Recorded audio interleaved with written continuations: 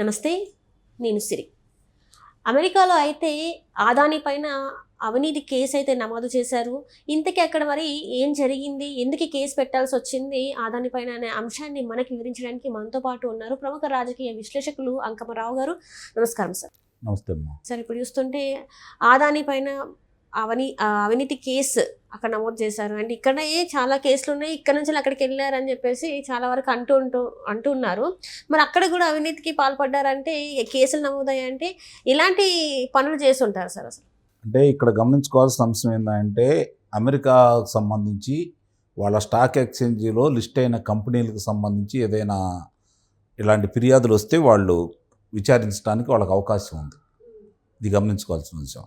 అంటే ఇక్కడ మనం గమనించుకోవాల్సిన అంశం ఏంటంటే, అక్కడ న్యూయార్క్ స్టాక్ ఎక్స్చేంజీలో దీనికి సంబంధించిన ఇప్పుడు ఏదైతే అదానీ మీద అభియోగం మోపారో దానికి సంబంధించినటువంటిది అక్కడ న్యూయార్క్ స్టాక్ ఎక్స్చేంజీలో మామూలుగా ఈ కంపెనీ లిస్ట్ అయి ఉంది, కెనడాకి సంబంధించింది. అందువల్ల వాళ్ళ దగ్గర ఉంది కాబట్టి వాళ్ళు అలా చేయడానికి ఆస్కారం ఉంది. ఇప్పుడు ఈ ఇతనితో పాటు గౌతమ్ అదానీ అలాగే సాగర్ అదానీ పేర్లు తో పాటు ఇంకొక 6గురిని కూడా నిందితులుగా చేర్చారు. అంటే వాళ్ళ లెక్క ప్రకారం ఏంటంటే $200 కోట్ల లంచం ఇచ్చారని, లేకపోతే అవినీతి జరిగిందనేది వాళ్ళు ఇప్పుడు చెబుతున్నటువంటి వార్తలు. దీనికి సంబంధించి దాని మూలాలు కొంచెం ఆంధ్రప్రదేశ్లో అంటే 2021 నాడు జరిగిన ఒప్పందాల్లో త్వరితగతిన వాళ్ళకి అనుమతులు రావడం కోసం ఇక్కడున్న అధికారులకు కూడా రమారమి 1700 కోట్ల రూపాయలు లంచాలు ఇచ్చారని చెప్పని వార్తలు వస్తూ ఉన్నాయి. మరి అది ఎంతవరకు ఏంటనేది ఇంక విచారణలో సహజంగానే వాళ్ళు దీని గురించి మాట్లాడుతున్నారు అంటే ఎంతో కొంత విచారణ చేసి దాంట్లో వాస్తవాలు ఉన్నాయా లేవు అనేది పరిశీలించిన తర్వాతే బయటకు వస్తే అంత ఈజీగా అయితే ఉండదు దానికి సంబంధించినంత వరకు. అప్పటి సీఈఓ అంటే ఇండియన్ ఎనర్జీ కంపెనీ అప్పటి సీఈఓ అన్నట్టు వినీత్ జైన్ పై కూడా కేసు పెట్టారు. అంటే ఇక్కడ జరుగుతున్నాయి అంటే మొత్తం కనుక చూసుకుంటా ఉంటే 21 ఆగస్టు 7న అలాగే సెప్టెంబర్ 12న నవంబర్ 20న అదానీతో భేటీ అయ్యారంట. అంటే ఇక్కడ భారత అధికారులకు సంబంధించి 2029 కోట్ల రూపాయలు ఇవ్వటం కూడా జరిగింది. ఏపీలో ఒప్పందాల కోసం 1750 కోట్ల రూపాయలు లంచం ఇచ్చారని చెప్పని ప్రస్తుతం వాళ్ళ మీద ఉన్నటువంటి అభియోగం. ఇది కొట్టిపారేయటానికి అంటే మనం కొట్టిపారేయలేం.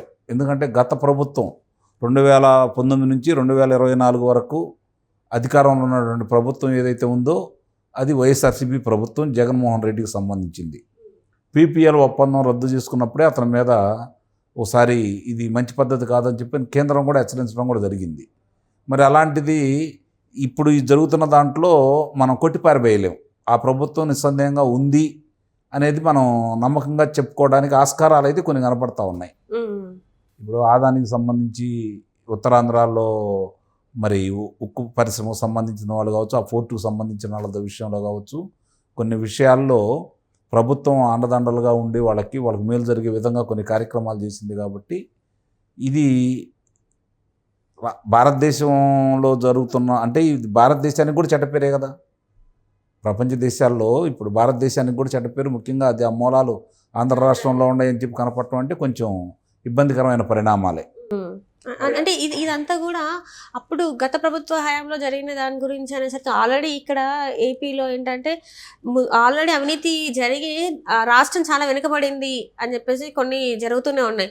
మళ్ళీ ఇలాంటివి అవుతున్నప్పుడు దీని అభివృద్ధికి ఏమన్నా ఆటంకం కలిగే ఆస్కారం ఏమైనా ఉందా? పెట్టుబడిదారులు పెట్టకుండా ఆగిపోయే ఆస్కారం ఏమైనా ఉందా? దీనివల్ల నష్టం చేకూరే అవకాశం ఉందా? సందేహంగా ఇప్పుడు ముదుపర్లు దగ్గర 4,50,000 కోట్ల రూపాయలు ఈ ఒక్క రోజులో నష్టపోయారు ఆ కంపెనీ షేర్లకు సంబంధించి. ఇక్కడ మీరు ఒకటి గుర్తుపెట్టుకోవాల్సిన, ఇండియాలో జరిగిన అవినీతికి సంబంధించి అమెరికా కోర్టులు కేసులు పెట్టరు దానికి సంబంధించినంత వరకు. కానీ ఇక్కడ న్యూయార్క్ స్టాక్ ఎక్స్చేంజ్లో లిస్ట్ అయిన కంపెనీ అని చెప్పాను కదా నేను. అందువల్ల వాళ్ళు దీన్ని మామూలుగా దాన్ని పరిశోధించారు, వాస్తవాలు కొన్ని వెలుగు చూపించారు, ఎవరెవరు ఉన్నారని చెప్పని ఈరోజు వాళ్ళు పొందుపరిచి వాళ్ళ మీద అయితే దీనికి సంబంధించినవి అన్నీ ఇప్పుడు ఈ మూలాలన్నీ కొంచెం వెలుగు తీస్తే 2019 నుంచి 2024 వరకు జరిగినటువంటి ఈ యొక్క అంటే విద్యుత్తుకు సంబంధించినటువంటి ఒప్పందాలు చాలా కూడా లోపభూయిష్టంగా ఉన్నాయి. గతంలో వాళ్ళు కూడా చెప్పడం కూడా జరిగింది. ఎందుకంటే 19 రూపాయలు 20 రూపాయలు పెట్టి కొంటున్నా కూడా కరెంటు దొరకట్లేదు అని చెప్పని. కాబట్టి ఇవన్నీ కూడా ఎందుకంటే గతంలో ఉన్నటువంటి పీపీఎల్ ఒప్పందాలు ఎందుకు రద్దు చేసుకున్నారు, కేంద్రం చెప్పినా కూడా పెడచెవిని ఎందుకు పెట్టారు, దానివల్ల మనం ఎంత నష్టపోయాము.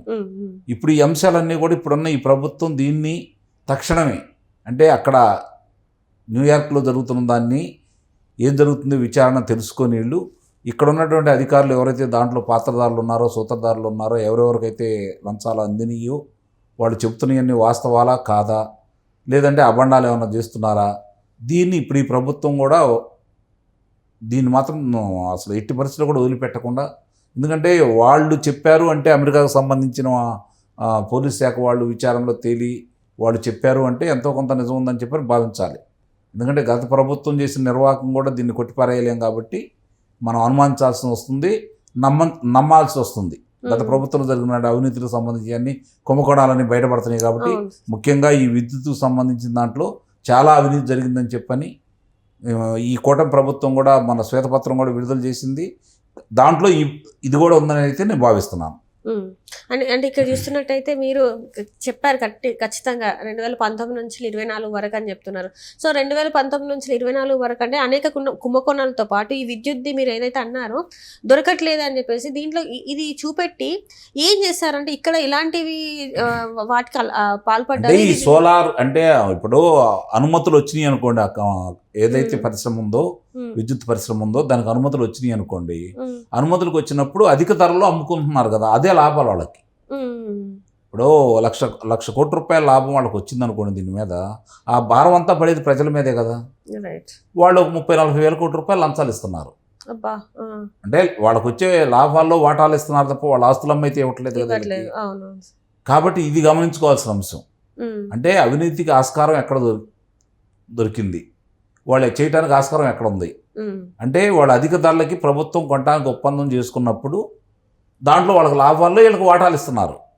అదే కదా జరుగుతుంది. అంటే ఆ అధిక ధరలు అనేవి స్థాయికి మించి ఉన్నాయి, అవసరానికి మించి ఉన్నాయి అంటున్నారు మీరు. అవసరం అంటే వేరేది ఇందాక నేను చెప్పినట్టు గతంలో 2014 నుంచి 2019 వరకు ఎన్డీఏ కూటమి అంటే తెలుగుదేశం పార్టీ భారతీయ జనతా పార్టీ కలిసి ప్రభుత్వం ఏర్పాటు చేశారు కదా, అప్పుడు వాళ్ళు కొన్ని ఒప్పందాలు చేసుకున్నారు.